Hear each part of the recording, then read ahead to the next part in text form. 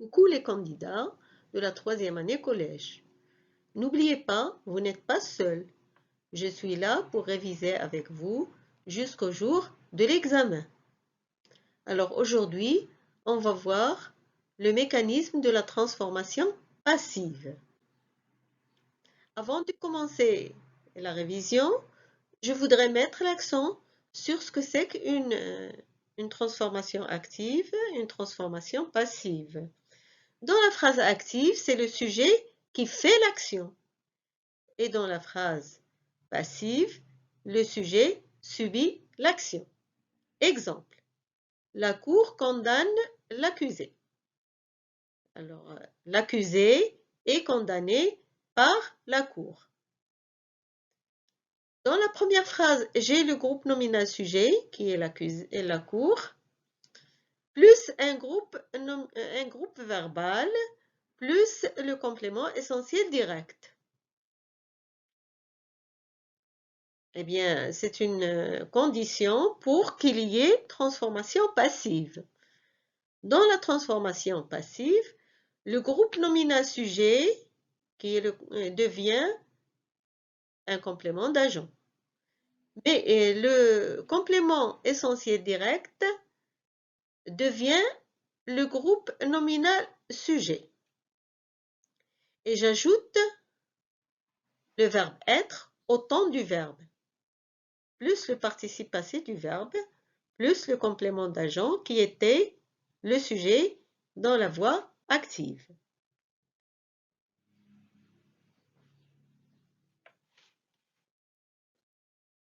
Nous l'appelons complément d'agent.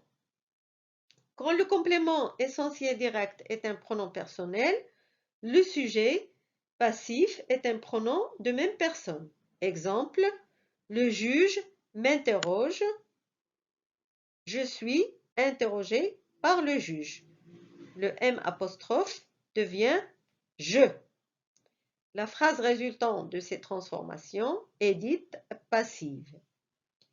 Alors, je peux introduire le complément d'agent par le terme par ou bien par la préposition de. Exemple, cet avocat est apprécié de tous, mais on peut toujours employer par. Cet avocat est apprécié par tous.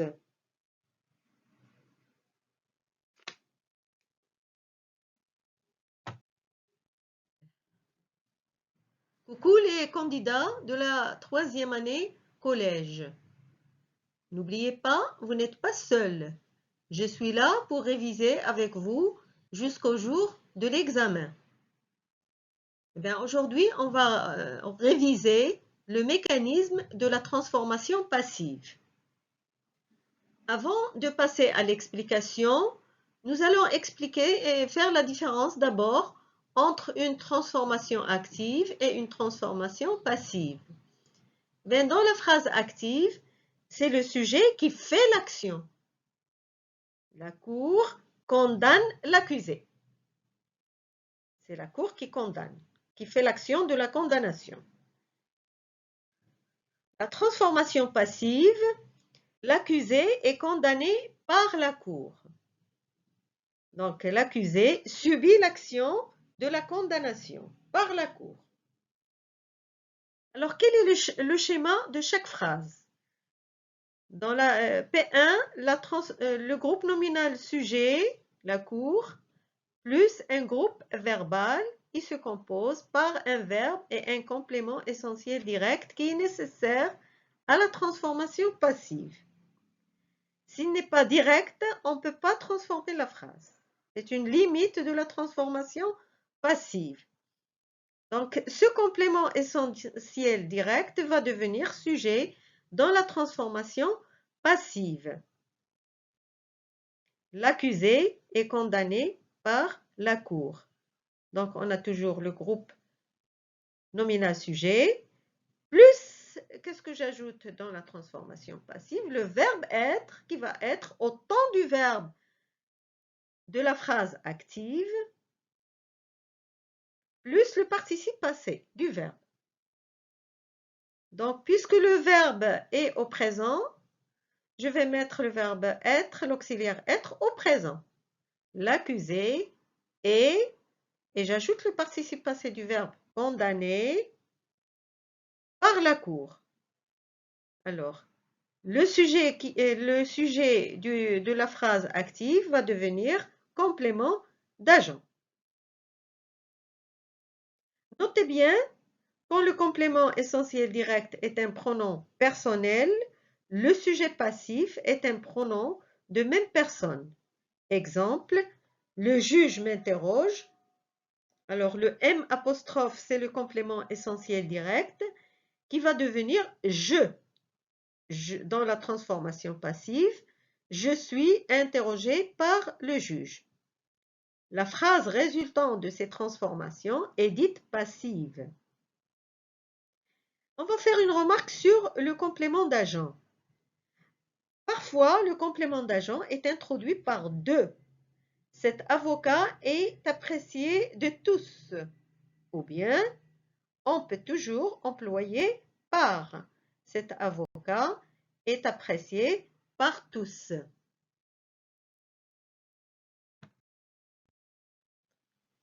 Il arrive parfois que le sujet soit indéfini, comme dans l'exemple suivant.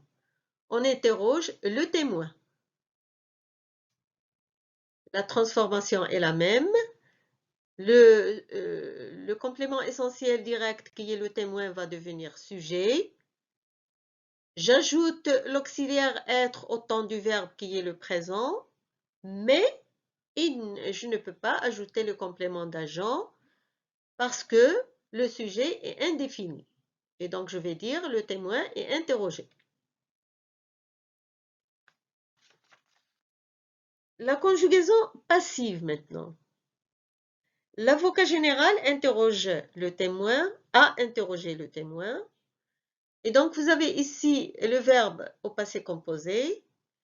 L'auxiliaire être que je vais introduire va être aussi au passé composé et j'ajoute le participe passé du verbe. L'avocat général a interrogé le témoin. Le témoin qui est complément essentiel direct va devenir sujet. Le témoin, et j'ajoute le verbe être ou l'auxiliaire être au passé composé, a été interrogé par l'avocat général. C'est le complément d'agent, c'est le sujet dans la voix active qui devient complément d'agent dans la voix passive. Attention, ne confondons pas les temps simples du passif et les temps composés des verbes actifs se conjuguent avec être. Je suis aimé.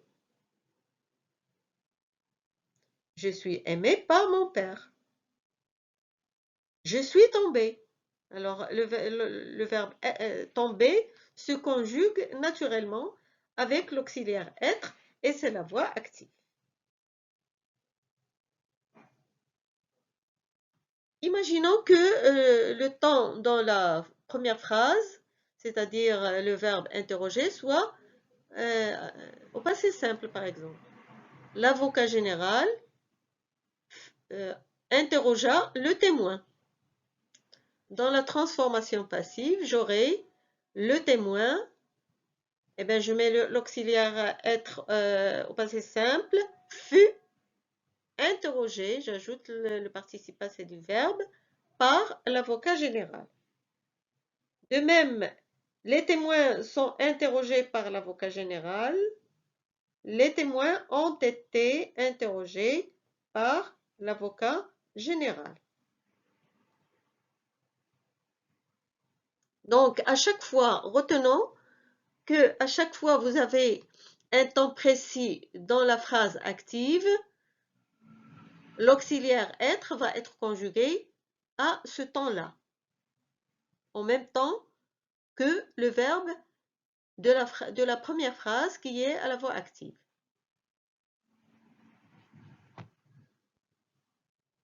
Observons maintenant les phrases suivantes. On interroge le témoin. Comment est le groupe nominal sujet? C'est on.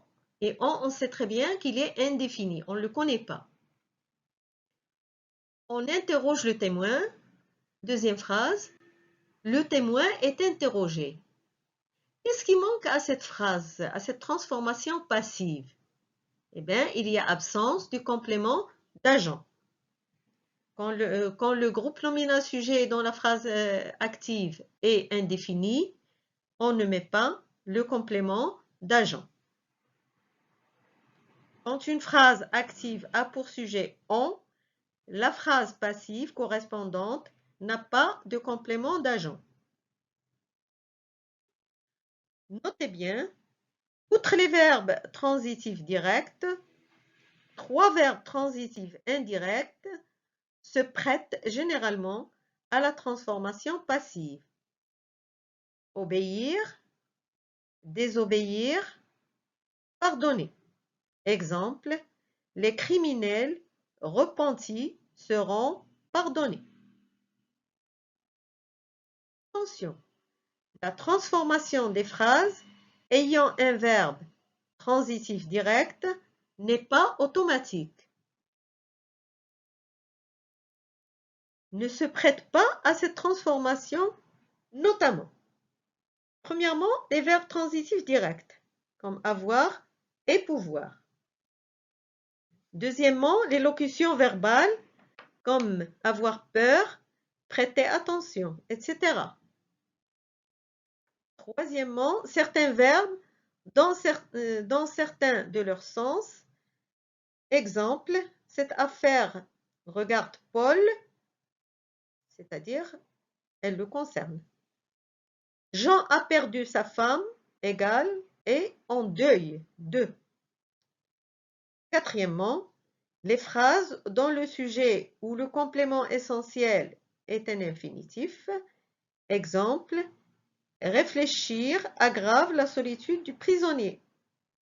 Ou bien, le prisonnier espère s'évader. Parlons maintenant de la conjugaison passive. L'avocat général a interrogé le témoin. Le témoin a été interrogé par l'avocat général. C'est-à-dire, quand je veux conjuguer l'auxiliaire être, j'examine bien le temps du verbe de la phrase active et je mets l'auxiliaire être à ce temps-là et j'ajoute le participe passé de la phrase active. Alors, dans la P1, on a l'avocat général a interrogé le témoin, c'est le passé composé. Donc, l'auxiliaire être va être au passé composé plus le participe passé du verbe interroger. Et j'aurai la phrase suivante. Le témoin a été interrogé par l'avocat général. Je peux facilement avoir le passé simple, par exemple. L'avocat général interrogea le témoin. Et donc, je vais mettre l'auxiliaire être au passé simple plus le participe passé du verbe. Le témoin fut interrogé par l'avocat général. En plus, on fait l'accord avec le nouveau sujet. Quand je dis les témoins sont interrogés par l'avocat général, les témoins ont été interrogés par l'avocat général. Donc, interroger prend un S parce que les témoins.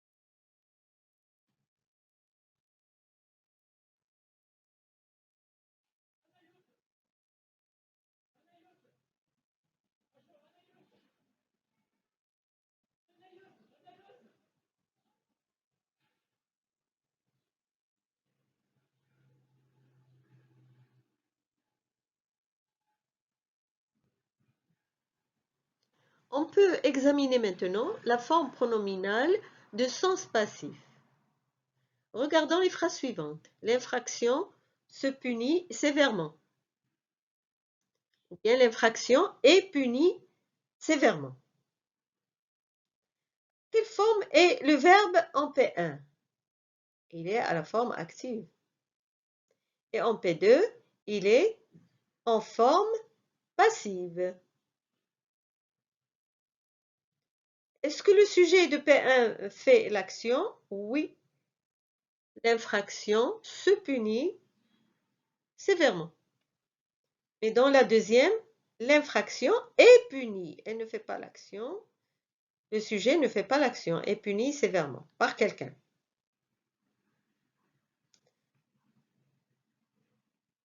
On punit sévèrement l'infraction. Quel est le sujet de la phrase active? Eh bien, le sujet de la phrase active est indéfini. Donc, on va dire que l'infraction est punie sévèrement.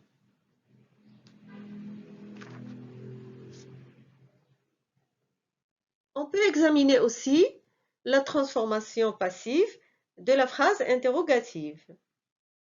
Quand je dis « Qui interroge le témoin ?» Par qui le témoin est-il interrogé? Ou bien je peux dire « Par quel policier le témoin est-il interrogé ?»